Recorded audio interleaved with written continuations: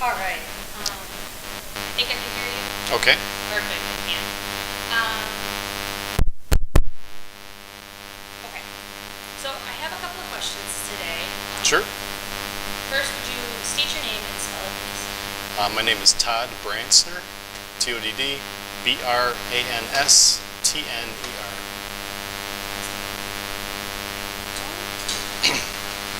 There's a clip about halfway down. Oh, whatever you just did. Did I turn something off? No, it's fuzzy.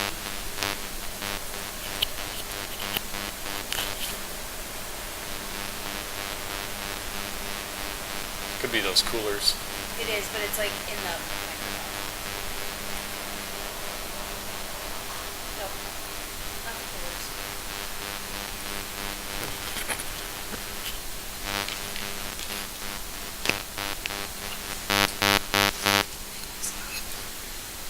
So, there we go. And then let's see if that takes care of it.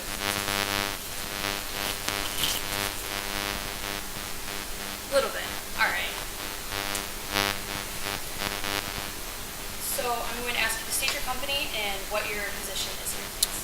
Okay, the company is Capital City Homebrew Supply, capital with an A, LLC, and I'm the owner, president. Fantastic. So what kind of led you to opening this store? Well, I've always kind of wanted to have a retail store, and I was trying to think of something that would allow me to be kind of an independent businessman using one of the hobbies that I have. And there was an occurrence a few years ago where Michigan Brewing Company over in Weberville shut down, and they had a homebrew store attached which was called Things Beer. And when they shut down, Things Beer shut down, which kind of left a little bit of a vacuum in the homebrew store saturation for the Lansing area. So I thought, well, this is a good opportunity. If I'm going to do it now. And it was probably almost exactly 5 years ago that I started this company, on paper at least. And then we opened up in September of 2012. That's fantastic. Yeah. So were you a home brewer yourself then? And Yeah. kind of expanded off that? Yes, I was a home brewer. I've always been a beer lover. I've always kind of pursued different beers. And my best friend at the time and we went to England on a trip to see his family. He was English born, raised in the U.S., but he still had family over there. And we went to visit his aunt and uncle and their kids in Birmingham, England. And he was a home brewer, more or less just for something to drink, because beer is kind of expensive over there. And he was making pretty basic stuff, but as a 24 or 5-year-old, I enjoyed it. It got me drunk, so I was intrigued, let's say. And when I came home, he sent me home with a can of malt extract, which is what he used to make beer. And I tried it. It came out okay. It wasn't until I came up to MSU back in '89 that I found another beer store here called Beer Gear that was on Kalamazoo. How you doing? Need some help, sir? Oh, R&L. Okay. Gotcha. Sorry, I got to take a chip in here. Didn't see it pull up. Whoa. Okay, must be one pallet then. Be right back when we yank that off, okay? All right.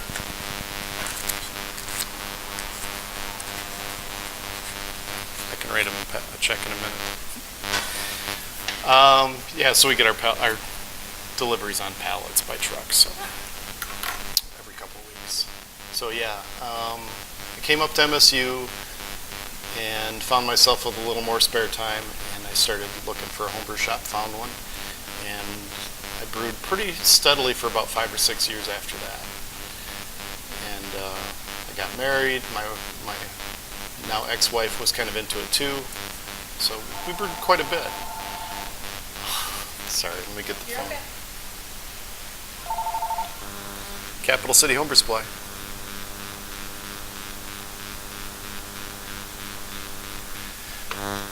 For commercial kegs, at the moment I do not. No, I don't.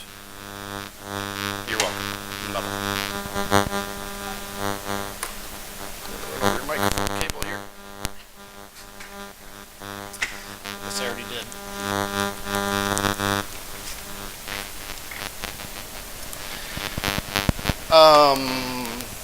So yeah, and eventually I got remarried, and my current wife, she thought it was a good idea to go back to the homebrewing thing, and because it's a little cheaper to make good beer, and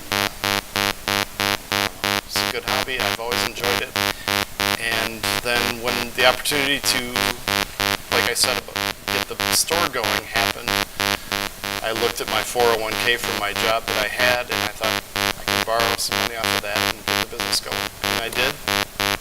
It's been going ever since. Yeah. I think it's just picking up like, oh, whatever you want. Perfect. I'll just hold this in my hand up like that. I think it just. I'll be a like filter. Yeah, that's just a booster.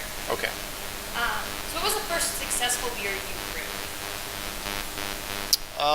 Probably an Irish red.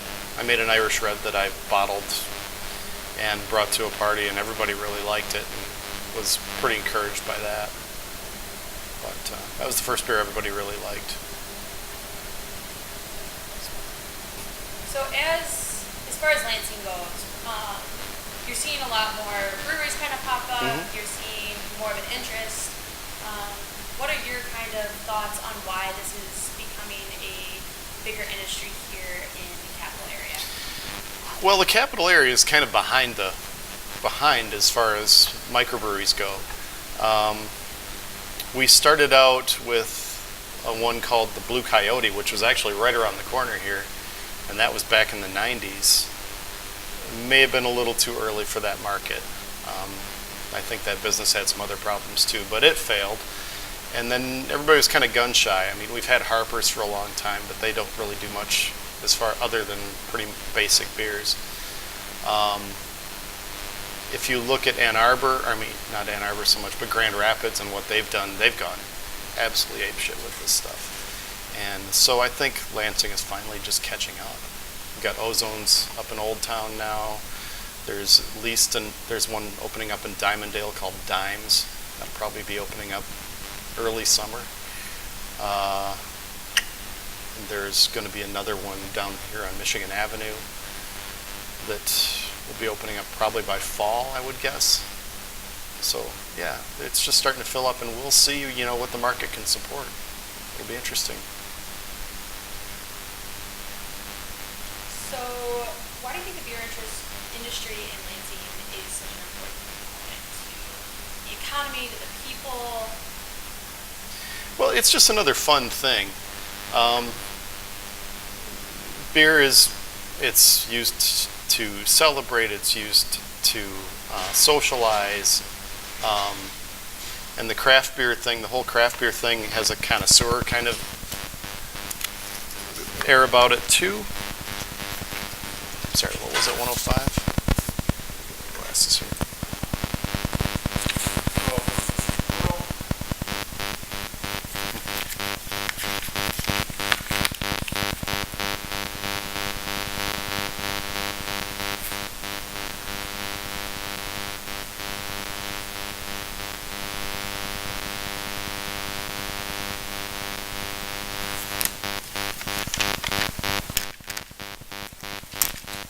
There you go, sir.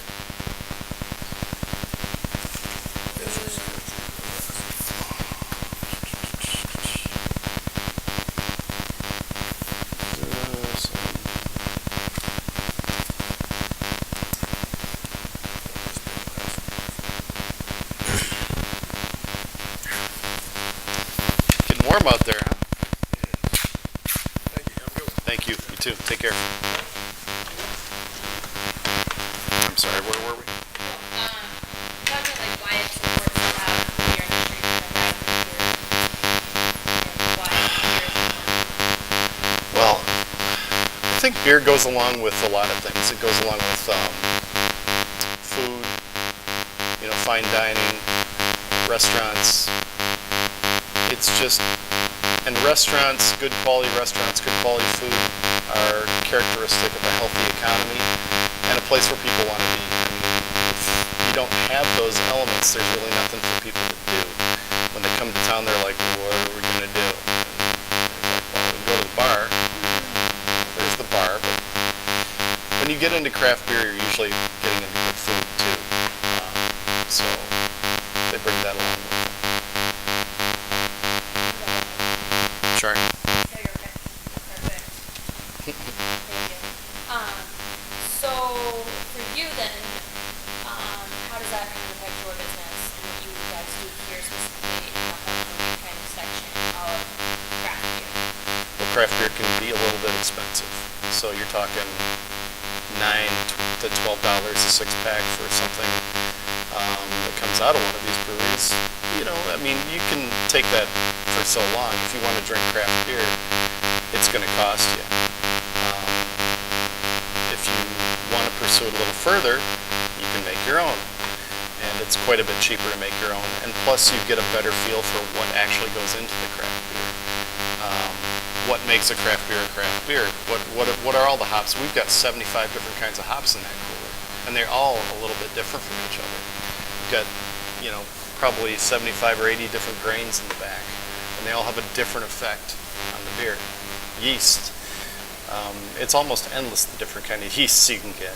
They come from all over the world, and they all have different characteristics. So that's where brewing at home comes in. You can do anything you want and have a good result. And it's a lot cheaper once you get into it. Yeah. That's great. So do you have kind of any advice for people who want to get into home brewing? Is it easy to start? It's real easy to start. If you want to get into home brewing, extract is probably the easiest way to go. You can have a batch of beer done in a couple of hours.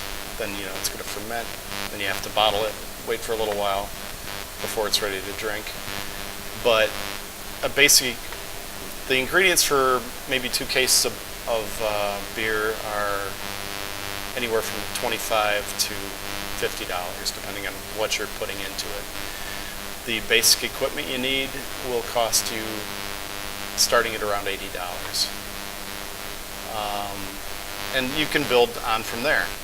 You can take it as far as you want. You can get crazy with it, buy a whole bunch of special equipment that's going to make it easier for you to do certain things, make it a little more precise.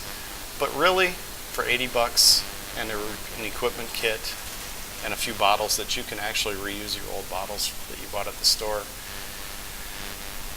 you're in business. You can try it out. If you don't like it, well, pass it on to somebody else who might. Or, if you're having issues, give us a call. We'll talk you through it, see what the issues were.